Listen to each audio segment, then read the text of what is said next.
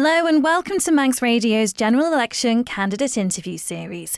I'm Amy Griffiths and I'm our election producer, and there's now less than a month to go until the island heads to the polls to decide who should have a seat in the House of Keys.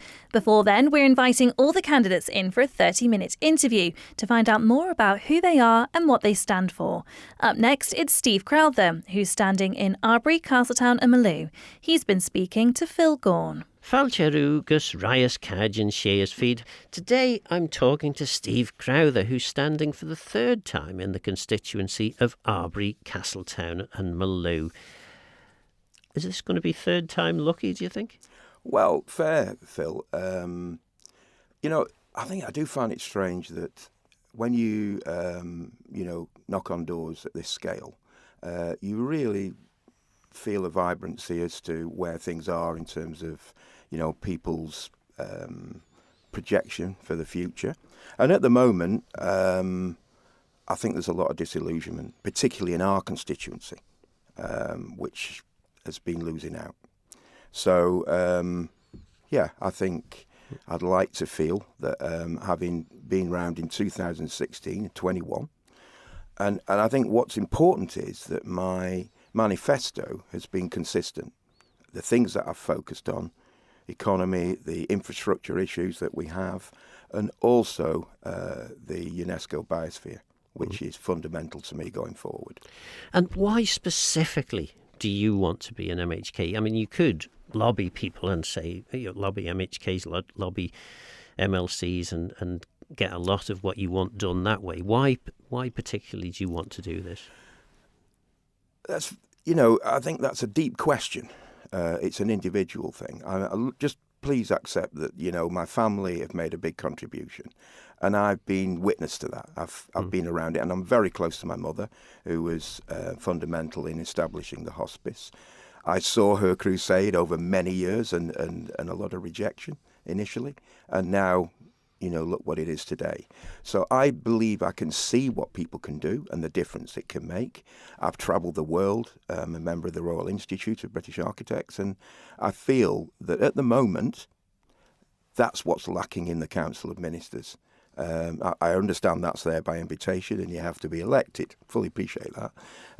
But if elected, I understand that what I'm about to talk about is a vision and an imagination and strategic vision for the Isle of Man going forward. I feel that's what we've lost. We're a bit in the wilderness in certain areas, and that doesn't look good for investors. And let me be clear, at this current time, if you look at the Middle East or you look at, challenges around the world, you can see that people are diversifying their portfolios. And that is the opportunity we should be taking now. So let's talk about some of that vision then. You have several main policies, a robust and resilient economy, Sure. expand our economy using health and technology to create high-skilled jobs. We'll move on to some of the others shortly. So tell us about the first two. What do you mean by robust and resilient economy, and how would you deliver that in ways that other MHKs or wannabe MHKs maybe wouldn't? Sure. I think looking at, obviously we're going to be talking about everything I'm doing, because what I think is important is that when we finished at 27 minutes, there's a consistency, because I feel that's what's missing out of, I did write one or two words when I described the current government. I'm not critical. I think there was a good intent of the current government after COVID. But let's face it, the island looked very good after COVID. It attracted a lot of people coming here because they could see its potential, partly due to its isolation, but its economy. Now I feel that aren't we playing a sort of second poor cousin to Jersey and other areas, and why should we be in that position? But going forward, what's critical is that your government policies align and that, you look as though you're consistent. And I feel that's what we're losing out on at the moment. So, I mean, you say there that you've felt that it was a good start, a good aspiration from Isle of Man government.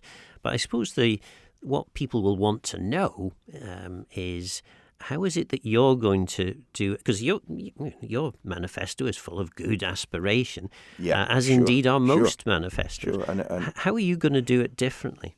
Well, I hear that. You're one of 24. How do you, this is wonderful, but how do you deliver it? And I feel that what's important, and I look again at the hospice and how it was all delivered, it was just being consistent, always understanding how things work together. And, I'll give a little example at the moment in across the water. I studied in Manchester. I worked there for a long period before I came back, after Asia.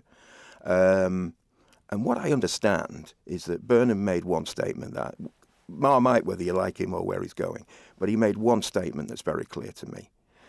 Work public, private and charity. If you can work those three together, because they're all different, a bit like your vinaigrette on your salad, shake those up and make them work, and you can really achieve something. Because it sort of addresses the challenges that capitalism has. And I believe the Isle of Man has all those assets in abundance. Big call out for our volunteers. We have the 8th largest population in the world, over 80. And a lot of those are out there pushing away. And what I want to come to is, I feel like we're treating them as if they're, the ship set sail and they're still on the harbour in Liverpool. And when you say the 8th biggest population by percentage, over 80. Yeah, percentage share, yeah. Well, one of the things that you surprisingly reference in terms of the economy, what is surprising to me, maybe to others, is the biosphere. Tell us why that is related to the economy. Let's just discuss one point about myself. I'm an architect that's working right at the cutting edge of environmental technology. But let me be very clear. This is about affordable, practical. And I feel that's where the Isle of Man's lost its way a little bit on, what I call box ticking. Items that have looked good, and have appealed to one or two of the larger institutions on the Isle of Man, financial, but aren't actually delivering for us. And going forward, I think that's the part of my career that's offers something, to the Isle of Man that's different, and that needs to go into the core of government. So the UNESCO Biosphere, to me, and the reason I raised it in 2016, is that, you look at the sheet, it's 5 E's. I asked all my family. They don't know really what it means. I don't think the public do. There isn't a giant gateway when you come on the Isle of Man, say, welcome to the UNESCO Biosphere. We are languishing with it. And I think that framework needs to be built into our strategy going forward. Because let me ask you a question. I think what we've done with the TT is fabulous. We've really promoted elements of it. The drones helped over top and, international TV. But that's nothing compared to UNESCO. And I think that's the bit that how do we fit into UNESCO? Well, actually, if we attract the right investment based upon that, and I'm happy to talk about some of those areas, health, we can actually show that we have something absolutely unique, and that you're building your, people investing 100 million are looking at 20, 30 years. They want to know what is it that you've got that's solid, that shows a strategic vision, and that, that's really going to something that I can live with, because I know the Isle of Man's going to stick to it. And I think we're 10 years in now. I think it's due in the next year for review. And I dread to think if we haven't really demonstrated to UNESCO that we are going to take this forward on another level. One of the other priorities for you, and maybe this ties in with economy to a certain extent, is community. Tell us what you mean by that. What aspect Absolutely. Of community? Looking at each generation, because, first of all, in terms of community, we've got to look at small business. I do feel that there are so many challenges, both in hospitality, I do hear of many small businesses who've come to the Isle of Man. They've been attracted here. And what they're finding is that the department, and we go right back to Lord Levison here, that report 10 years ago, we've still got departments, and due to their structure, that aren't working well together. We've seen a big digital rollout at the current time, which has affected quite a number of people. And it's now leaving people very, very isolated, and small business are finding it extremely difficult to establish.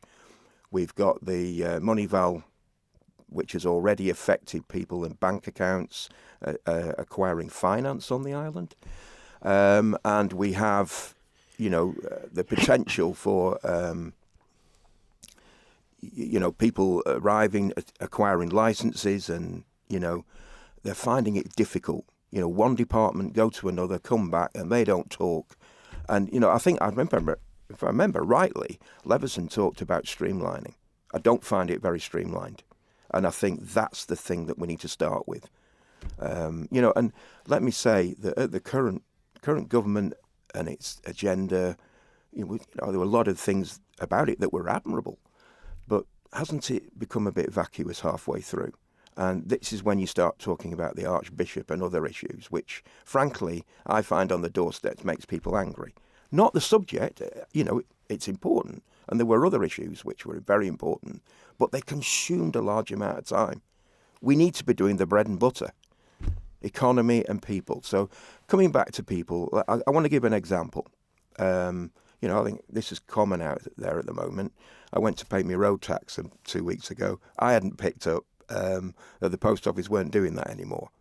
And that's caused, huge challenges. I understand why the post office has done that, and the government.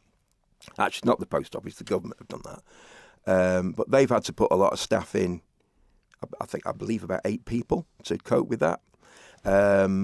So I have felt for a long time that the loss of banks, and what really started me on this, Phil, in the last election, was the recognition that the post office loss in Ballasalla took away its soul.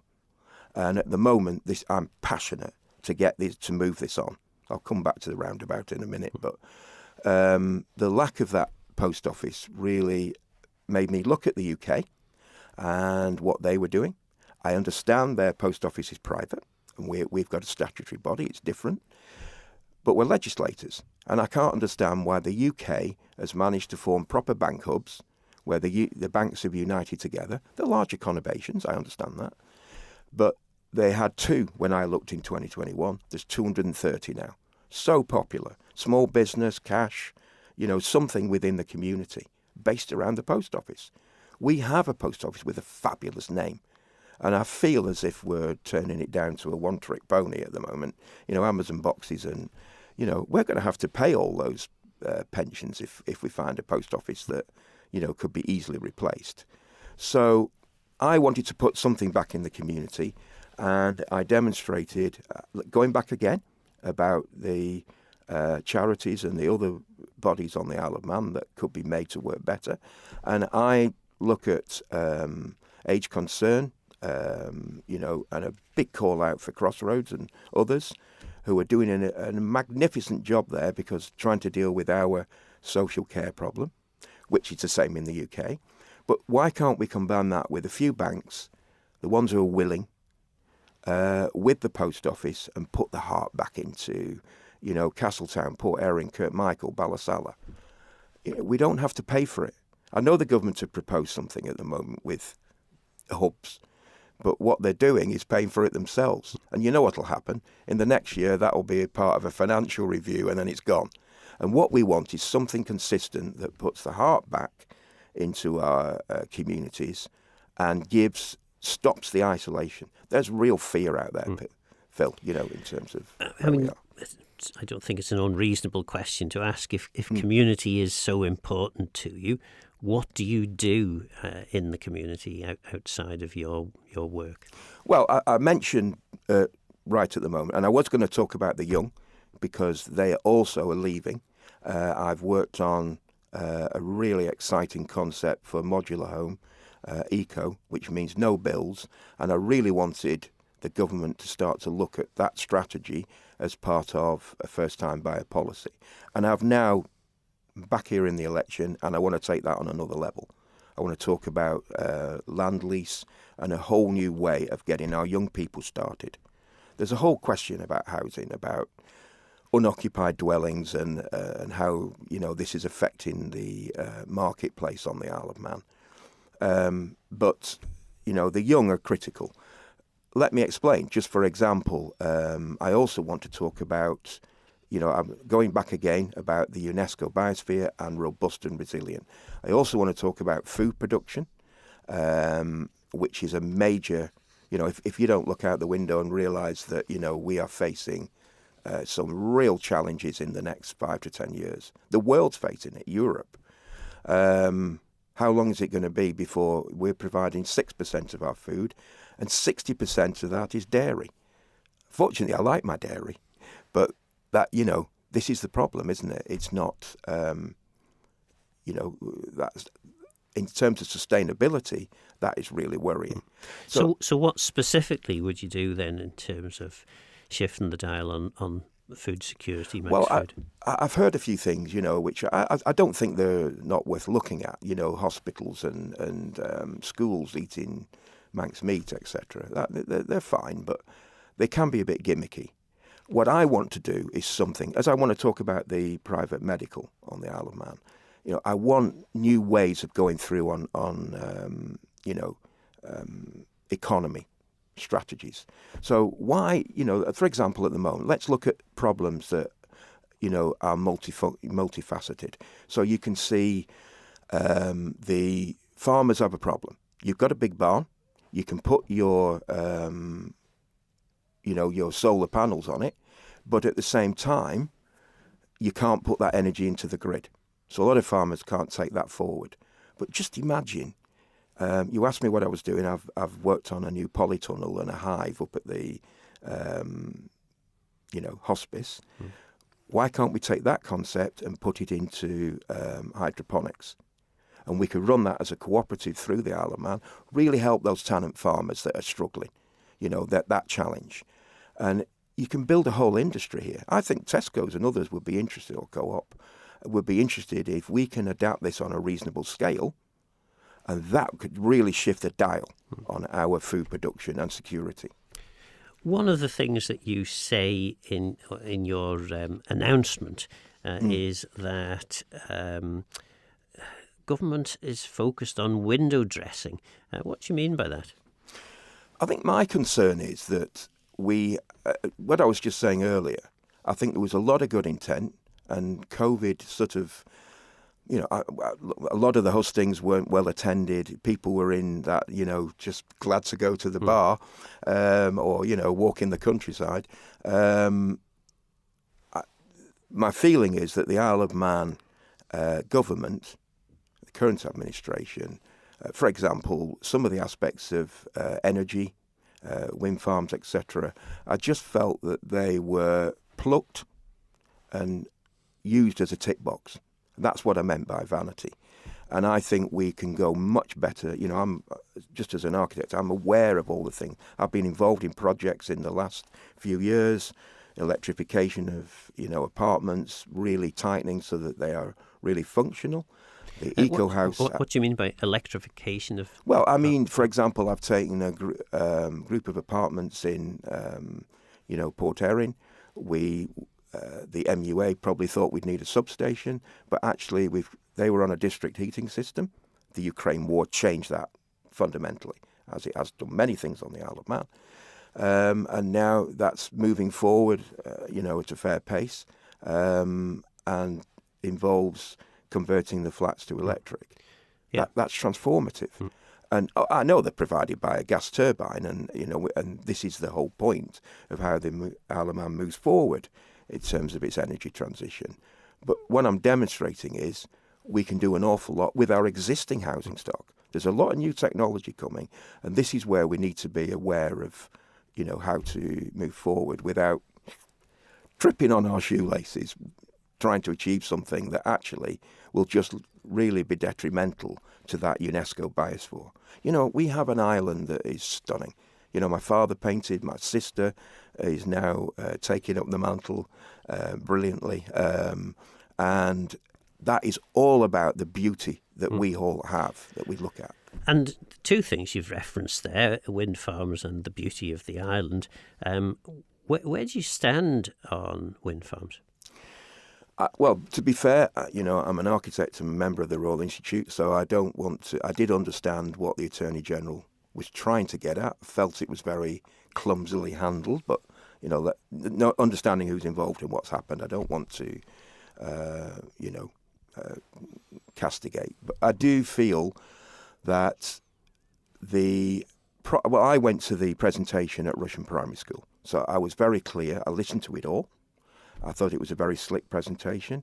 But that was a presentation by the MUA about... By the MUA. Fair enough, yeah. Sorry if I didn't mention that.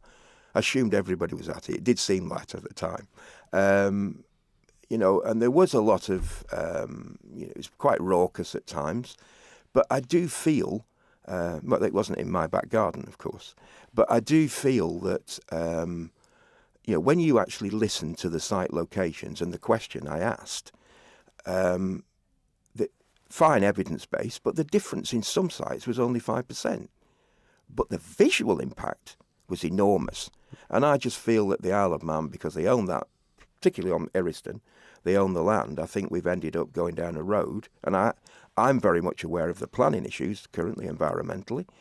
And I just think we need to sit down and really weigh up how we go forward. There are so many energy systems out there at the moment.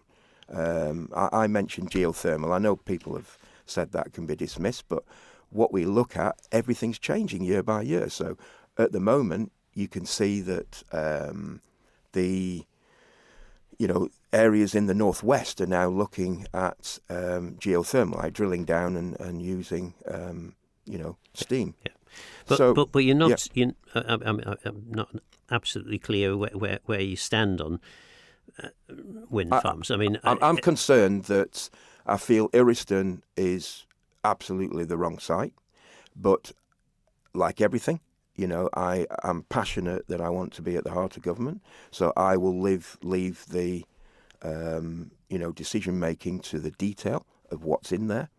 But I come back again to the UNESCO biosphere. People who are looking to invest on this island want to know that we're taking our best asset. And I feel that we are the sceptre at the middle of the Sceptred Isles. We are the beauty. And that's what's making us so different from Jersey. But we seem to be selling it short. Okay. Then other of your priorities, you talk about Manx Care, and that's quite a big issue. Of course. Help Manx Care to rationalise administration with DHSC. Yeah. What does that mean? Quite a mouthful. I fully appreciate that. I'm looking at, before I just come to that, can I just mention, I'll answer that question, Phil, absolutely. One of the revenue streams because big concern in our constituency, no school, a roundabout which I can't understand, we can't provide it because that's Stop Ballasalla, particularly regarding, we can spend 3 million on horse trams, but we can't do a roundabout which would free up the technology park, which I'm just going to mention, housing in Castletown, the airport, Balfane, which is worried that's going to be a big impact. And the most important of all is Ballasalla Centre. So coming back to the technology park, I think a major revenue stream for the Isle of Man would be private medical. We have lots of people leaving the island at the moment. Why can't we develop an industry on the Isle of Man? We have the land. The government have the land. We can offer tax benefits. And if we can, and we already have in Balfane, you can see there's already a push. We have 1 or 2 businesses there which are established now. So, I do think that we could develop an industry here. The basis is, and the reason I want to help, is that would be a reciprocal arrangement to really get the teaching facility back, centre of excellence for nobles. That means we're attracting the right people, better quality. And coming to Manx Care, haven't we ended up with a situation again where we've taken a label from NHS England, just stuck it onto the Isle of Man as a solution? We've had the report that the DHSC are, arm's length, too far. Why can't we have somebody who's in there from the MHKs? We need a quarterly report. Let's just start the process of really helping. I want to help. I'm not there, as a hindrance, but at the moment, we're seeing a short, for example, the hospice and other areas that needed help. I mean, I don't think many people have realised that hospices across, some are closing because we hadn't realised that the fuel bills and, of course, the medical agreement, wage salaries has resulted in, a colossal increase.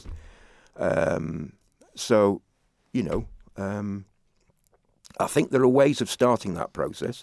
If it can't be made to work, we can see that England's abandoned it. But I'm very much about, particularly in today's world, all over the world at the moment, we need people who are prepared to roll their sleeves up and be contributors, work together. That's my major concern across all our challenges that I've listed there. Another of your priorities, the summary is attracting investment to put the heart back into our communities, but that's what successive governments have said. So how are you going to do it any differently? Well, I think if you look at some of those things I've just mentioned, they're imaginative. And let me describe the issue, the development that I have with the Eco House. It's not about the environment. That's one aspect that it, blends beautifully with. It's about affordability. It was about greening estates. It's about dealing with rainwater runoff. All the aspects were dealt with so that way we're future-proofing. Again, robust and resilient. And that every item I've mentioned there, health, strategies to really make us more resilient. The same with food. I don't just want small things. We need strategies over the next 10 or 15 years that are, exciting, that look for people that we want to invest. I'm looking out the window right behind you there, Phil, actually. That is another aspect that I put last time. These are long-term. They're not something you can do in 5 years. But can we start the initiative? I've always wanted to move the college on its current location, which isn't right, down to that Sunderland site. Really take it across the road, Castle Mona, integrate the whole thing. Can you imagine what that would do to the economy at the end of that prom? Well, sadly, we've got just a couple of minutes left now. Yeah, okay. So tell us in a nutshell why people should vote for you. I think that what I want to offer is a strategic vision. I think my professional background would help me in government to put this message through to the core of government. If invited, I want to be sleeves rolled up, involved, and I believe that would deliver for our community. If I said, that, God bless him, Noel Kringle or Sir Miles Walker or Tony Brown have been in that last administration, would we be waiting for a roundabout in Ballasalla? I don't believe we would. And that's my major concern. We need people with a gravitas that can deliver in government for our community. Our community, our constituency has the potential to offer so much more to the government exchequer. Why is that not being conveyed? Why are we losing? I just think it has. I truly believe if I have the honour of being elected, that I absolutely want to be at the core of government, and I know we can deliver on schools and other items, particularly for our communities. Let's put the heart back into our towns and villages. That was Steve Crowther, who's standing for election in Arbory, Castletown and Malew. Also standing in the constituency on Thursday the 24th of September are Jew and Christian, Mark Firth, Kirrie Jenkins, Jason Moorhouse, Abby Quirk and Geoff Sutcliffe. You can listen back to this interview, along with all the others recorded as part of this series, shortly after broadcast from your usual podcast provider. And if you want to find out more about the general election, we've got everything you need to know on our dedicated election website, which you can find at manxradio.com.